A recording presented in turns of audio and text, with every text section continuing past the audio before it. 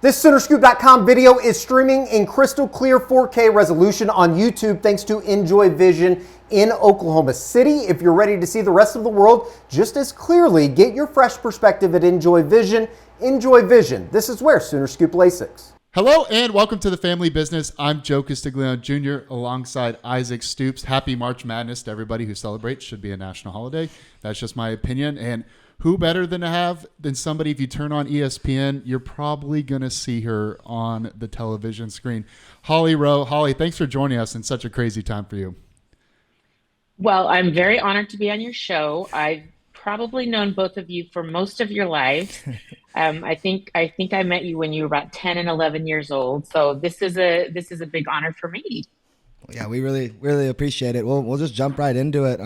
With March Madness going on, what are your thoughts on OU women's basketball and Coach Brent Venables? Jennie Baranczyk. Jennie Baranczyk? 3 seed. Okay, yeah. Jennie Baranczyk.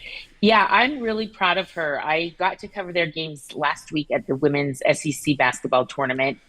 And it was really the first time I've gotten to be around Coach Baranczyk. And I felt really bad because I was terribly sick. So I kept trying to talk to her, but I was like, I don't want to get too close. So I hope to spend more time with her in the future, but they're really good.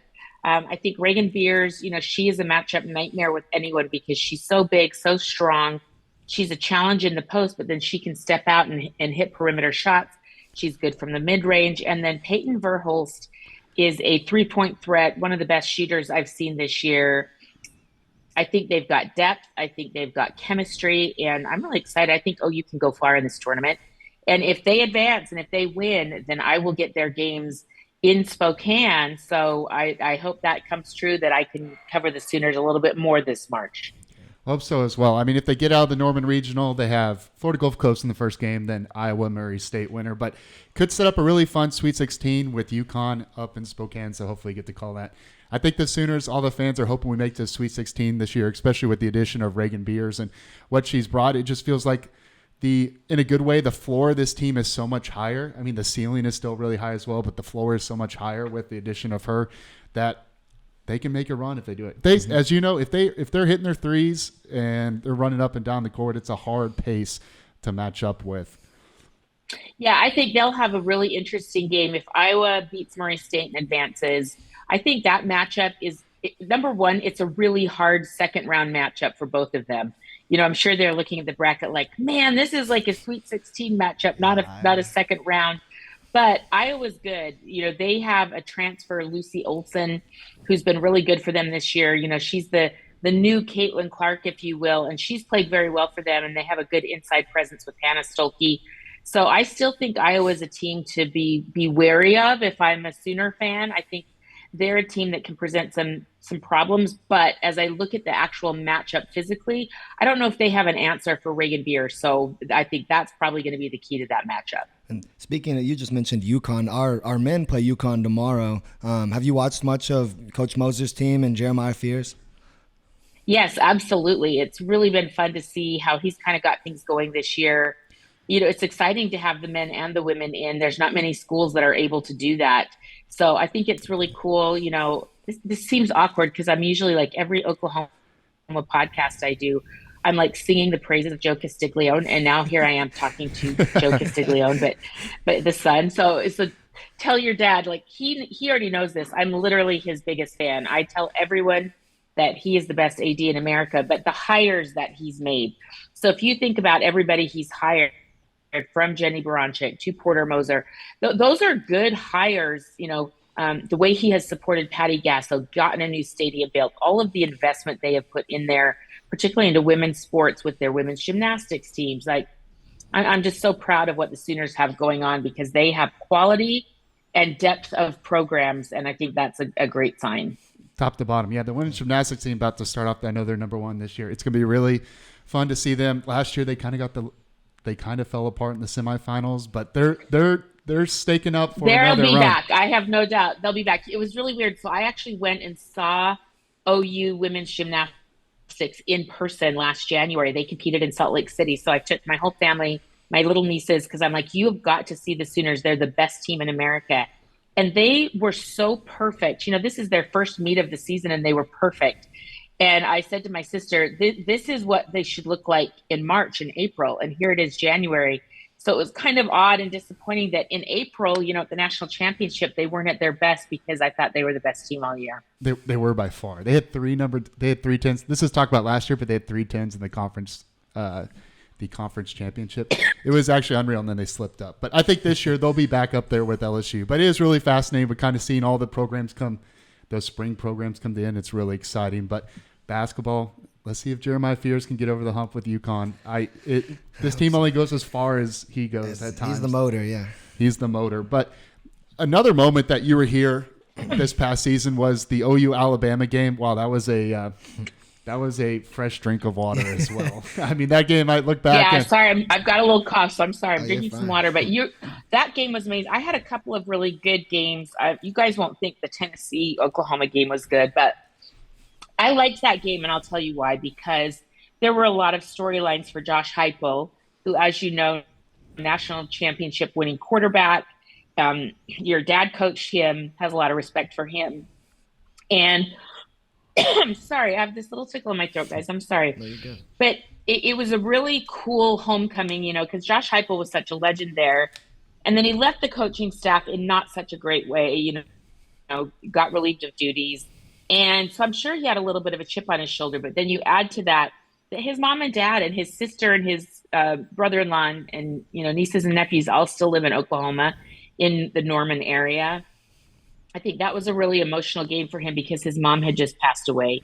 And, they'd made all these plans as a family that when Tennessee came back to play at Oklahoma, mom was going to be there cheering on. So I think that was a really hard game.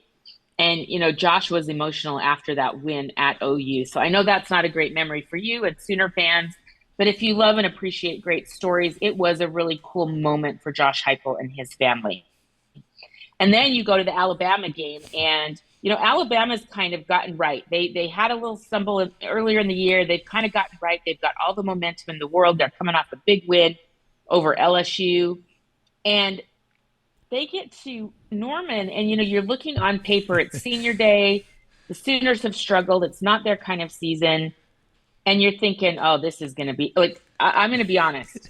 I had prepared a lot of blowout material because I was just like, I don't know how this is going to go. But I should have known that the Sooner program is too proud and we're never going to quit. Despite the record, they were going to put their pride of performance.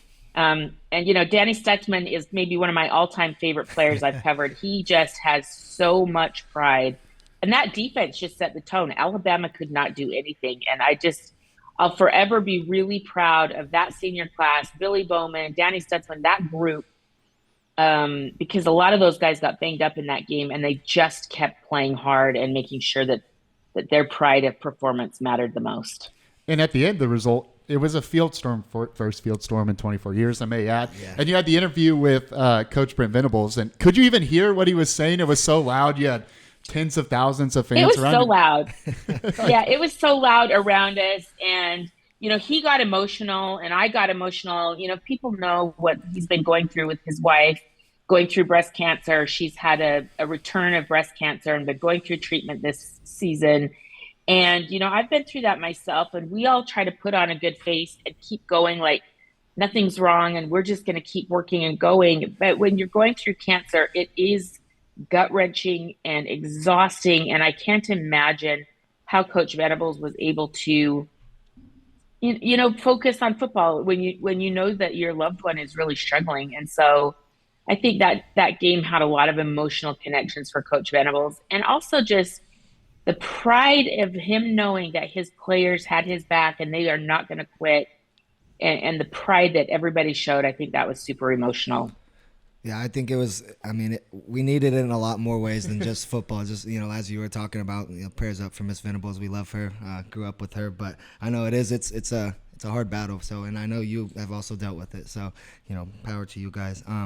You've covered every major sport in Oklahoma. What are your thoughts on the transition now, about a year in for Oklahoma sports? Going in the SEC.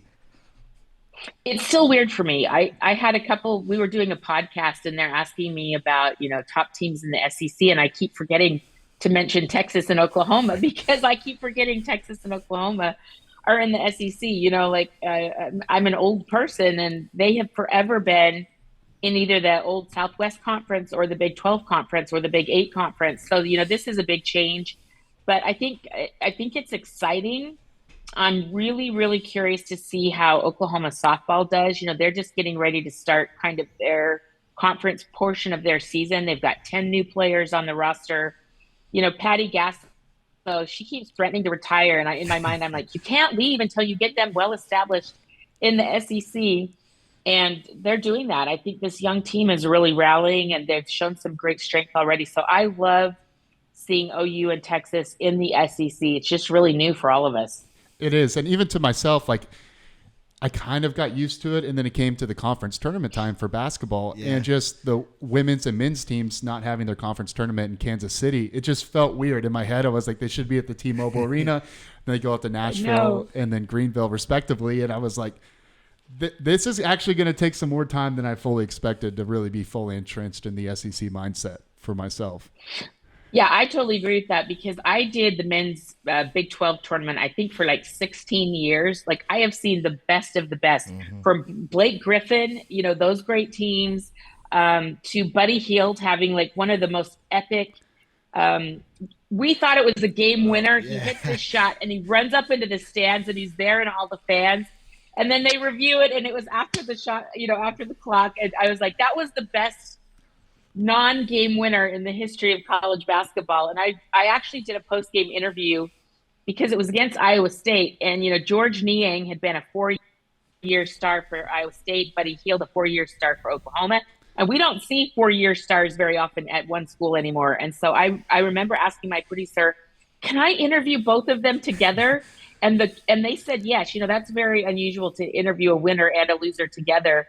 And it's one of my favorite interviews I've ever done, because those two young men deserved the attention, and they had such great love and respect for each other of being these brutal competitors for so many years. So it was awesome.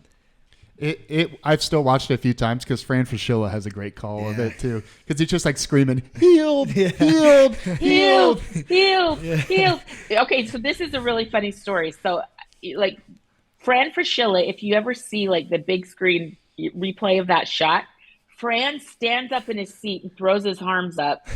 And so the next day at practice, all the Iowa State players and coaches were giving him so much shit, because they're like, Hield, because OU didn't win. And they thought Fran was cheering for Oklahoma, and he wasn't. It's just like the natural reaction of your body when a great play happens in basketball, like, oh my gosh. But I remember the Iowa State coaches giving him so much grief, and even the players giving Fran so much grief for that. Go ahead. I was going to say, yeah, Fran does have the Oklahoma connection. His son did play for OU. His son played there, James. I remember him, yeah. No, he's a good guy. He's doing really well now, too, in the NBA. But it was just a magical moment. But it'll take some time. And you mentioned some of those players, especially in basketball, football, and then just that senior class, that softball, or even Kalani Ricketts, Lauren Chamberlain Pass. What are some of your favorite Oklahoma athletes that you've covered throughout the years? Oh my gosh, there's just so many to name. There's so many. I go way, way back. I've been covering Oklahoma football for almost 30 years now. And my first name I'll ever start with day in and day out is Barry Switzer. He wasn't an athlete, but he's one of my all-time favorite people. When I was, I must have been in high school or maybe just early days of college, I read this book called Bootlegger's Boy or Bootlegger's Son. And it's the autobiography of Barry Switzer. And if you guys haven't read that, you really should read that. He is maybe one of the most fascinating people I've ever covered, ever been around. I was in Norman for football, and I ran into him at a restaurant, and he's still, it just tickles me, because he's like, hey, Holly. And I'm just still tickled to this day that Barry Switzer knows my name and knows who I am. Like, this girl that read his autobiography and thought he was larger than life. So he's probably my all-time favorite. And then, just as far as players go, Sam Bradford was someone I covered a lot. Gabe Eichert is a really dear friend of mine, was an All-American center for you guys. Really, there's so many football players, but I guess my heart would lean a little bit towards softball. Kalani Ricketts, Lauren Chamberlain, Tiare Jennings, Jocelyn Allo. Gosh, I'm going to forget people, but Paige Parker, Paige Lowry. There's just been so many. I think when you share these special moments of you're covering a national championship and those athletes, they've worked so hard. They've worked for 4 years. Shay Knighton is someone else. Sydney Romero is someone else. Like, I have a picture of me and Sydney Romero when she's on her recruiting visit at a football game. And then fast forward, and I get to be interviewing her as she walks off the field as a national champion. That's pretty special. And oh my gosh, my favorite all-time gymnast in college. I'm just having a brain cramp right now, but the best gymnast that's ever competed for your program. Maggie Nichols? Maggie Nichols. Maggie Nichols. Oh my God. Yeah. She was someone that I loved. She's maybe the best collegiate gymnast that I've ever seen since Courtney Kupets at Georgia. And Maggie Nichols, I've never seen anyone so good in college since Courtney Kupets, who was a 4-time all-around All-American. And if not for COVID, Maggie Nichols would have done that, but the national championships were canceled her last year. They got robbed. I always felt sad about that. They did get robbed. They probably would have won another one. So just so many. Oh my gosh, and I didn't even talk about women's basketball. Courtney Paris, Stacey Dales, that team that won a national championship. Sherry Coles, like Danielle Robinson, like just the list goes on and on. I've covered so many Oklahoma athletes. I love so many of them. How crazy, I mean, you just named, all these moments, all these people. How crazy does your job get traveling the country, going to all these different, schools, but also covering so many sports? Yeah, it's crazy. There was a time in my career before I got cancer that I was covering 8 sports. So trying to keep up on 8 sports a year, I don't know if anyone's ever done that at ESPN. So I'm really proud of that I was able to be so versatile that I could do that. And then I've had to cut back since I was going through cancer treatment and, just trying to be smart about my health. But I love it. I actually have a really crazy weekend coming up. So I'm in LA right now, and I'm just getting ready to head over to UCLA basketball practice because the women are the #1 overall seed. They're hosting. So I will do the UCLA games. There's four teams there. And then tomorrow I'm going to drive across LA and go do USC and Juju Watkins. So I'm really excited. I've got 8 teams that I'm covering here in LA, and it's going to be chaos and crazy, but I'm doing my homework right now and then heading over to practice. Well, yeah, before we let you go, thanks for joining us. I wanted to touch on, I heard you're doing something really cool with your foundation around the Final Four. Yes, thank you for asking about that. So, we talked a little bit. I was going through this pretty bad battle with cancer a few years ago. I had stage 4 metastatic melanoma. So if you guys know anything about cancer, that's the worst stage before you die. And, there was a time where I didn't think I was going to make it, and it was really scary. And the way I kind of kept myself going is I kept a little joy journal. And so every day that was hard and scary and uncertain, I decided I can't focus on the cancer. I can focus on having joy every day and what brings me joy. And so I would keep a list every day of what was bringing me joy so I could live in these joyful moments instead of the scary moments. And so I started a foundation. It's called the Joyous Foundation. So trying to help people be joyful and keep that same feeling of don't let stress and your to-do list and your tasks and everything that we get weighed down with every day. Don't let that be the biggest part of your day. Let something happy be the biggest part of your day. So the Joyous Foundation, we are giving away a trip for 2 to the Women's Final Four in Tampa. So if you guys know anyone or any of your listeners know anyone who has been impacted by cancer, be sure to nominate them. You can go to my website, thehollyrowe.com, click on our Joyous Foundation link, and nominate someone for a free trip to the Final Four. Because I think basketball and March Madness brings me so much joy. I figure we can give away some of that joy to other people. That's fantastic. Yeah, That's really amazing. cool. Yeah. Great name, too. Yeah. I really appreciate it. I really like that a lot. Thank you. Holly, thank you so much for joining us, especially with your crazy schedule. We were actually predicting where you're at, and we were thinking exactly you were going to go back and forth between UCLA and USC.